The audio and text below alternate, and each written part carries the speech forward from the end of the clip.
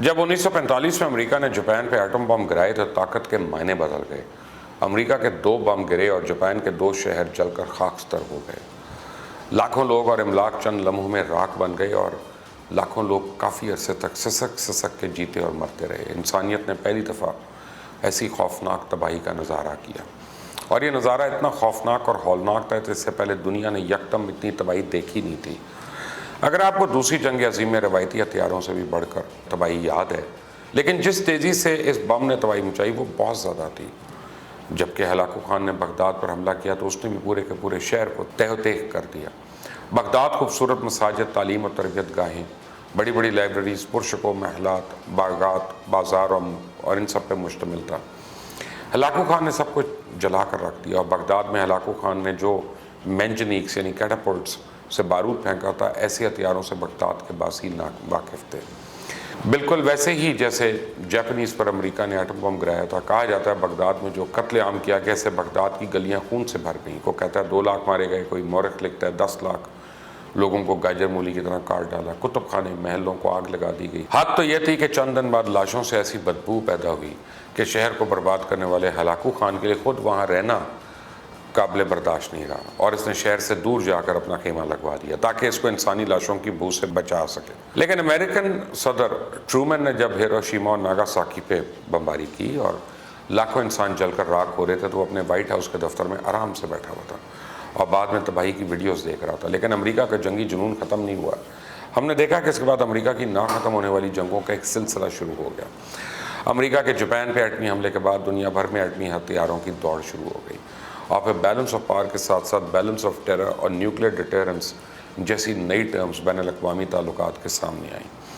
Atom bomb نے نہ صرف دنیا کو بدل کے رکھ دیا بلکہ انسانوں کے سامنے انسانوں کا ہی بھیانک چہرہ کھول کر رکھ دیا کہ انسان اپنی جیت کے لیے، اپنی دھاک بٹانے کے لیے اور دنیا کو سرنگوں کرنے کے لیے کس حد تک جا سکتا ہے۔ اور اب کئی ملکوں کے پاس ایٹمی ہتھیار ہیں، اور اگر یہ تمام ایٹم بم ایک وقت میں چلے جائیں، کہتے ہیں کہ اب مجھے نہیں پتا، میں فزسسٹ نہیں ہوں، لیکن مجھے یہ بتاتے ہیں لوگ کہ اگر دنیا میں موجود جتنا بھی ایٹمی اسلحہ ہے اس کا آدھا اگر ایک وقت میں چل جائے تو دنیا اپنے ہیمسفیئر سے، ارتھ اپنے ہیمسفیئر سے نکل جائے گی، تو ایک قسم کی آپ سمجھے قیامت ہو جائے گی۔ بہرحال اب تو ایٹم بم کے بعد پتہ نہیں ہائیڈروجن اور کتنے خطرناک ہتھیار بن چکے ہیں، بائیو ویپنز ہیں، کیمیکل ویپنز ہیں، وہ اور بھی زیادہ خطرے والے ہیں۔ موجودہ وبا قدرتی ہے یا پھر غلطی یا کہ دانستہ، یہ تو اس پہ تو یقین سے نہیں کچھ کہہ سکتے، لیکن ایک بات واضح ہے، اگر اسے ہتھیار کے طور پہ استعمال کیا جائے تو انسانوں اور زمین پہ زندگی کے لیے کتنا خطرناک ہو سکتے ہیں۔ انسانی تاریخ کو دیکھیں، کیونکہ دنیا میں جب بھی کوئی ہتھیار استعمال کیا گیا باقی قوموں نے اس جیسا یا اس سے بہتر ہتھیار بنانے کی دوڑ لگا دی۔ ایک چھری سے لے کے تلوار، نیزے اور تیر، اور پھر بندوق، گولے، بارود، مینجنیکس اور کیٹاپلٹس، اور توپوں سے لے کے تباہی پھیلانے والے لڑاکا جہاز، میزائل اور کیمیکل ویپنز تک انسانی بربادی کے ایسے ایسے سماں پیدا کیے گئے کہ انسانی عقل خود دنگ رہ جاتی ہے۔ اور پھر انسانوں نے جنگیں جیتنے کے لیے ہتھیاروں کے ساتھ ساتھ جانوروں کا بھی خوب استعمال کیا۔ جانوروں میں گھوڑے جنگوں میں سب سے زیادہ اہم کردار ادا کرتے رہے۔ گھوڑوں کے کردار سے تو آپ واقف ہیں، لیکن آپ کو اب میں ایسے جانوروں کے نام بتاؤں گا جنہیں دنیا میں انسانی جنگوں میں بہت اہم انہوں نے کردار ادا کیا۔ ماضی میں مردہ جانور کو دشمن کے علاقوں میں طاعون اور دیگر بیماریاں پھیلانے کے لیے پھینک دیا جاتا تھا، اور اس کا استعمال سب سے پہلے مونگولز نے کیا، اور 600 قبل مسیح میں جنگوں میں بھی فوجوں نے کتوں کا استعمال کیا۔ نیپولین نے بھی جنگوں میں کتے استعمال کیے ہیں۔ امریکی خانہ جنگی میں کتے ٹرپس کی حفاظت کے لیے استعمال کیے جاتے رہے۔ پہلی جنگ عظیم میں 50,000 کے قریب کتے استعمال ہوئے اپنی بہترین نظر، سننے اور سونگھنے کی حس کی وجہ سے۔ کتے بہترین پہرہ دار بن گئے، اور روس وہ واحد ملک تھا جس نے دوسری جنگ عظیم میں جرمن فوج کے خلاف اینٹی ٹینک ڈاگز استعمال کیے۔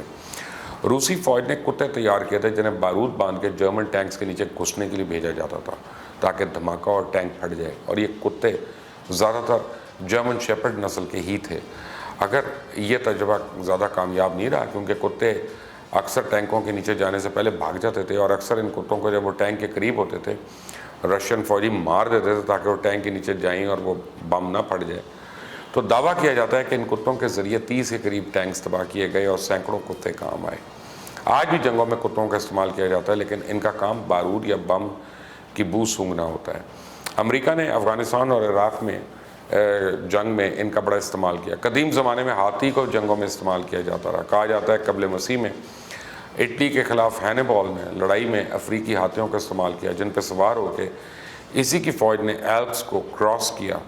اور پورس کے ہاتھیوں کا ذکر تو آپ نے اکثر سنا ہوگا. پورس کے ہاتھیوں کے متعلق تاریخ دان لکھتے ہیں کہ راجہ پورس نے ہاتھیوں پر مشتمل ایک دستہ تیار کیا جس میں درجنوں ہاتھی تھے جو دشمن کی صفوں میں گھس کر اسے تہس نہس کرنے کی صلاحیت رکھتے تھے. لیکن الیگزینڈر کے خلاف جب وہ صف آرا ہوئے تو الیگزینڈر کے سپاہیوں نے آگ کا استعمال کیا اور کہا جاتا ہے کہ آگ دیکھ کر راجہ پورس کے ہاتھی الٹے قدموں پلٹے اور اپنی فوج کو رونتے ہوئے نکل گئے.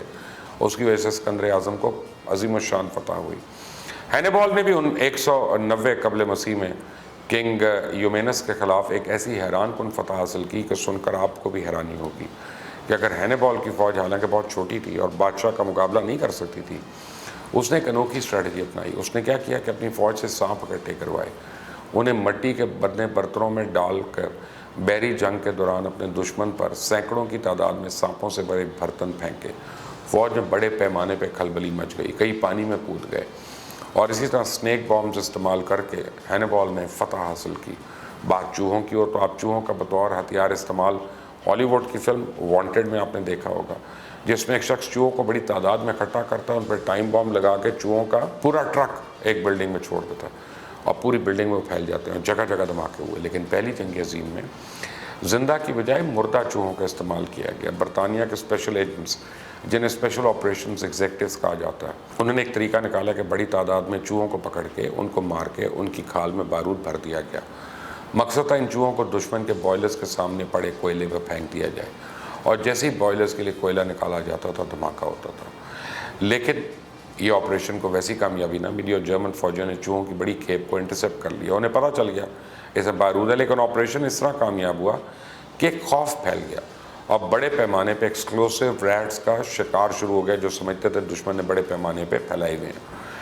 چوہے پہلی جنگ عظیم میں خندقوں یا ٹرنچز میں چھپے فوجیوں کے لیے مددگار سمجھے جاتے تھے. چوہے متوقع حملے کو بھانپ لیتے تھے اور بھاگنے شروع کر دیتے، اس طرح دشمن کے عزائم کا پتہ چل جاتا تھا. لیکن چونکہ چوہے بہت زیادہ بچے پیدا کرتے ہیں اس لیے فوجوں کو تنگ بہت کر دیتے، گولہ بارود اور سامان کو بھی نقصان پہنچاتے تھے. اسے چوہوں کو مارنا فوجیوں کا مشغلہ بن گیا. اب اگر بندر بندوق پکڑ سکتے تو انسانوں نے ضرور جنگوں میں استعمال کرتے، لیکن امریکہ اور سوویت یونین میں جاری سر جنگ چونکہ اسپیس ریس شروع ہو چکی ہے تو امریکہ کی طرف سے بندر یا چمپینزیز کو خلا میں ایسٹروناٹ بنا کے بھیجا گیا، جبکہ رشیا نے بندروں کی جگہ کتوں کو خلا میں بھیجنے کا استعمال کیا. سر جنگ کے دوران امریکہ اور سوویت یونین یا روس کی طرف سے ڈالفن کا استعمال کیا گیا. ان ڈالفنز کو مائنز یا سمندر میں چھپی بارودی سرنگوں کی نشاندہی کے لیے غوطہ خوروں کی شناخت کے لیے استعمال کیا گیا. روس نے ان ڈالفنز اور دوسرے سمندری جانوروں کو دشمن کے بحری جہازوں پر حملے کے لیے استعمال کیا. تو اب پھر BBC کی ایک رپورٹ کے مطابق سوویت یونین نے ٹوٹنے سے پہلے ایسے بہت سے ڈالفنز ایران کو فروخت بھی کی تھی اور روس کی طرف سے کرائمیا کی انیکسیشن کے بعد رشین نیوی نے وہاں پہ موجود ڈالفن ٹریننگ فیسلٹی کو قبضے میں لیا جسے یوکرین نے 2012 میں دوبارہ کھولا تھا. اب امریکہ اور روس کی بحری فوجیں اور ڈالفنز کو اپنے مقصد کے لیے ٹرین کر رہے ہیں. باوجود اس کے کہ آج بہت ترقی کر لی گئی ہے، نیول ٹیکنالوجی بہت ایڈوانس ہو چکی ہے. یہ ہماری آج کی ویڈیو میں سب سے اہم بات بتانے کی کوشش کی کہ انسان نے انسانوں کی تباہی کے لیے نہ صرف خطرناک سے خطرناک ترین ہتھیار استعمال کیے بلکہ اس نے ان مقاصد کے لیے جانوروں کو بھی استعمال کرنے سے گریز نہیں کیا اور آج بھی جانوروں کا استعمال کئی ایسے مقاصد کے لیے پورا کیا جا رہا ہے. جس طرح انسان نے ترقی کی اسی طرح جنگی ہتھیاروں میں بھی جدت آ گئی، بلکہ دیکھا جائے تو جنگوں کے ہی زمانے میں نئی نئی دریافتیں ہوئیں. آج دنیا میں ترقی یافتہ ممالک کے پاس تیز ترین لڑاکا طیارے، تباہ کن missile system, anti missile system موجود ہیں اور ہر ترقی کرنے والا ملک خود کو جدید ہتھیاروں سے لیس کر رہا ہے. اب تو اسپیس فورس بھی تیار ہو رہی ہے. مستقبل میں جنگیں ہوں گی کیسی، یہ کیسی اور کہاں سے لڑی جائیں گی، یہ ایک الگ کہانی ہے. آئندہ کسی ویڈیو میں اس موضوع پہ بات کریں گے. کیا یہ جنگیں انسانوں کے ساتھ ہوں گی یا پھر روبوٹس اور مشینیں لڑیں گی؟